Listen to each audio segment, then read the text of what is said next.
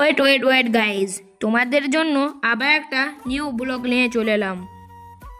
আজকের এই ব্লগটা এই নিয়ে হতে চলেছে। চলো তোমাদেরকে খুলে বলি। প্রথমত কিন্নাহার বাস স্ট্যান্ডে এসে সিউড়ির বাসে উঠে পড়লাম। তারপর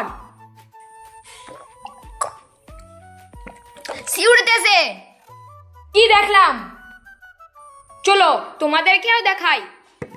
গাইজ, এটা হলো উজুখানা আর এটা হলো মাদ্রাসা। এখন সবাই ঘোরাঘুরি করছে আর এখানে সবাই বসে বসে তালিম শুনছে।